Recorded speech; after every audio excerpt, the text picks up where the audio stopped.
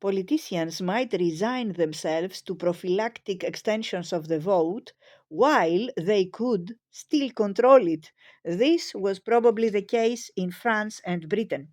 Among conservatives, there were cynics like Bismarck who had faith in the traditional loyalty, or as liberals might have claimed, the ignorance and stupidity of a mass electorate calculating that universal suffrage would strengthen the right rather than the left.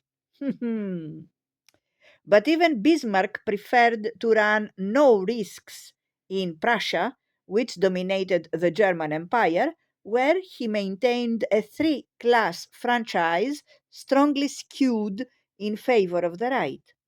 This precaution proved to be wise, for the mass electorate turned out to be uncontrollable from above.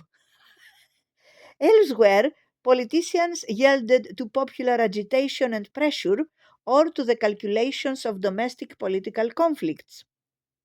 In both cases, they feared that the consequences of what Disraeli had called a leap in the dark might be unpredictable. Certainly, the socialist agitations of the 1890s and the direct and indirect repercussions of the first Russian Revolution accelerated democratization. Still, whatever the way in which democratization advanced between 1880 and 1914, most Western states had to resign themselves to the inevitable. Democratic politics could no longer be postponed. Henceforth, the problem was how to manipulate them. Manipulation, in the crudest sense, was still easy.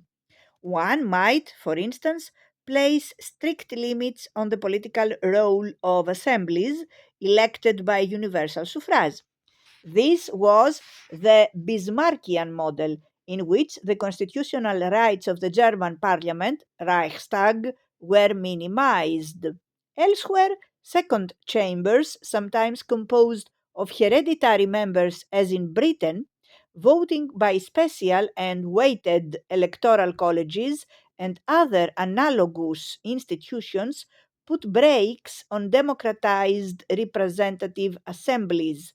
Elements of property suffrage were retained, reinforced by educational qualifications, e.g., additional votes for citizens with higher education in Belgium, Italy, and the Netherlands.